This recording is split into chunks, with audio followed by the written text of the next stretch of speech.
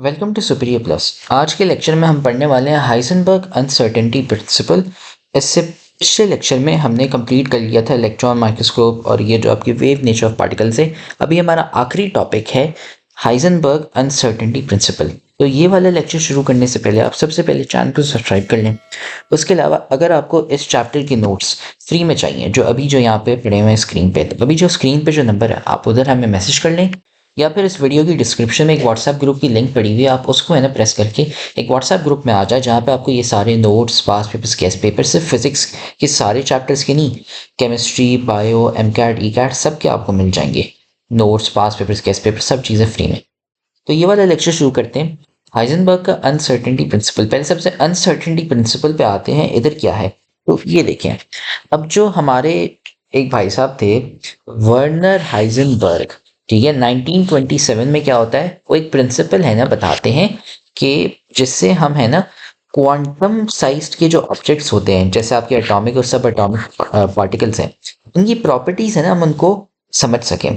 तो हुआ क्या कि ये जो प्रिंसिपल इन्होंने निकाला, ये होता क्या था कि उनके एक तो दो तरीके होते थे, दो एप्लीकेशंस होते थे। एक तो ये कि एक्सपेरिमेंट्स इन फिजिक्स लैब्स, ठीक है, एक्सपेरिमेंट्स बहुत सारे करते थे, एक तो वो, और दूसरा रियल वर्ल्ड इफेक्ट्स थे। जैसे फॉर एग्जांपल जो आपकी सन है, उसके जो कोर है, बेसिकली जो बीच का पार्ट होता है ना सन, ये समझे सन है और उसके बीच में ये कोर होती है यहाँ पे, उधर है ना ये अनसर्टेनिटी प्रिंसिपल है ना अप्लाई होता है। कैसे होता है कि position of two hydrogen nuclei, ठीक है, प्रोटॉन्स जो आपके हो गए हाइड्रोजन न्यूक्लियाई प्रोटॉन्स, उनका क्या है कि they will overlap and fuse together. मतलब ये आपके दो प्रोटॉन्स हो गए हाइड्रोजन न्यूक्लियाई, और ये क्या होता है एक दूसरे के साथ है ना टक्कर मार के फ्यूजन हो जाए।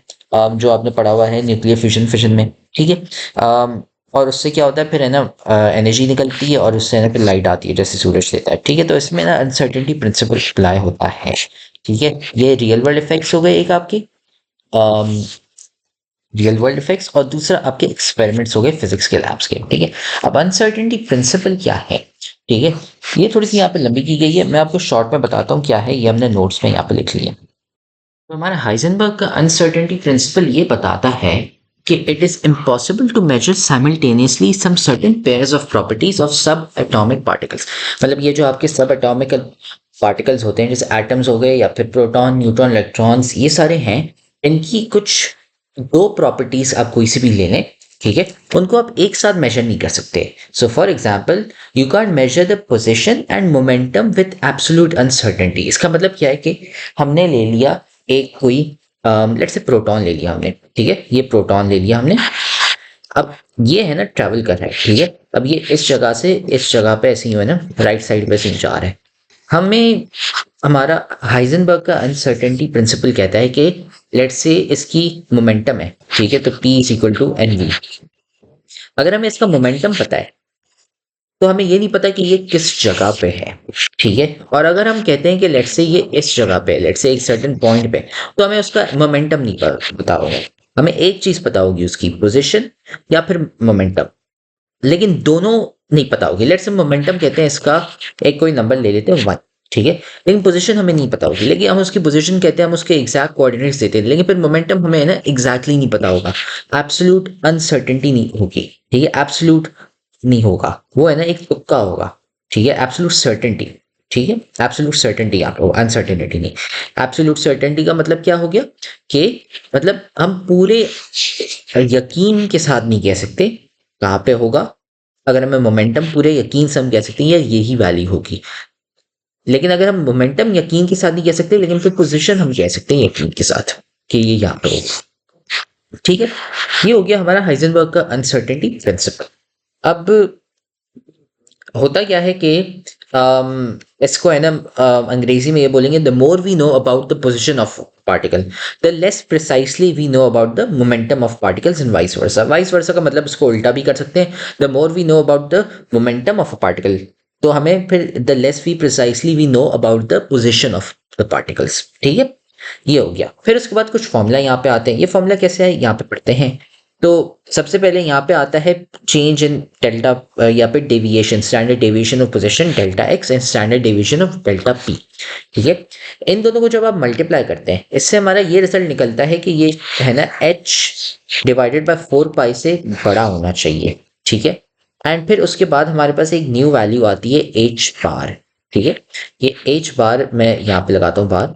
ठीक है, ये h बार जो है ये किसके बराबर है, ये है बराबर हमारा h डिवाइडेड बाय 2 पाई। ठीक है, तो इससे क्या हो जाता है कि ये h बार एक ऐसी वैल्यू है जिसमें क्या होता है, इसे है ना रिड्यूस्ड प्लैंक कांस्टेंट कहते हैं। ये किसके बराबर है, हमारे प्लैंक कांस्टेंट को डिवाइडेड बाय 2 पाई कर ले। ठीक है, ये होता है हमारा रिड्यूस प्लैंक कांस्टेंट। तो हमारे ये जो standard deviation in position and standard deviation momentum है, आप इन दोनों को मल्टीप्लाई करेंगे तो ये ग्रेटर देन इक्वल टू मतलब इनसे बड़ा होगा। किससे बड़ा होगा, h डिवाइडेड बाय 4 पाई या फिर h बार डिवाइडेड बाय 2 से। ठीक है, ये हो गया। और उसके बाद फिर हमारे पास एक और फॉर्मूला आ जाता है delta E multiply by delta T.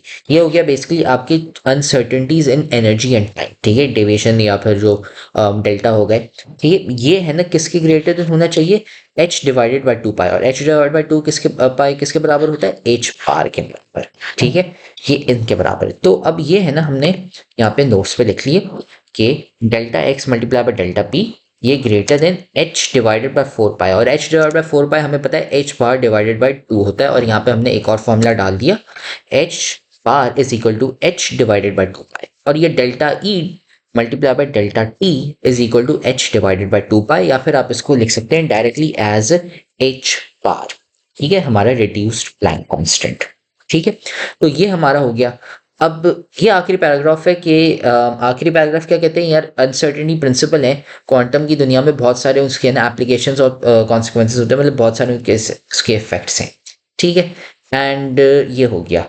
तो इससे हमारा चैप्टर ही खत्म हो चुका है। फिर अगले लेक्चर में हम शुरू करने वाले हैं हमारे MCQs इस चैप्टर के। तो अगर आपने ये लेक्चर समझ नहीं, आप ये लेक्चर वापसी देख लें, वरना तो आप यूट्यूब पे है ना कमेंट कर लें या पे व्हाट्सएप पे मैसेज कर लें, हम आपको वापसी समझा देंगे। और इस पूरी प्लेलिस्ट के आप सारे लेक्चर्स देख लें ताकि आपको फिर MCQs है ना अच्छे तरीके से आपको समझ आ जाए। तो चैनल को सब्सक्राइब कर लें, वीडियो को लाइक कर लें, और वापसी अगर आपको इस चैप्टर के पूरे सारे ये नोट्स फ्री में चाहिए तो अभी जो स्क्रीन पे जो नंबर है आप उधर हमें मैसेज कर लें, या फिर इस वीडियो की है ना व्हाट्सएप ग्रुप की इस वीडियो की डिस्क्रिप्शन में एक व्हाट्सएप ग्रुप की लिंक पड़ी है, आप उधर हमें मैसेज कर लें, या फिर है ना व्हाट्सएप ग्रुप ज्वाइन कर लें। उधर आपको है ना सारे notes, past papers, guest papers, सिर्फ फिजिक्स इस चैप्टर के नहीं बाकी सारे तमाम चैप्टर्स के, बायो, केमिस्ट्री, MCAT, ECAT सबके फ्री में मिल जाएंगे। तो फिर अगले लेक्चर में हम शुरू करेंगे MCQs।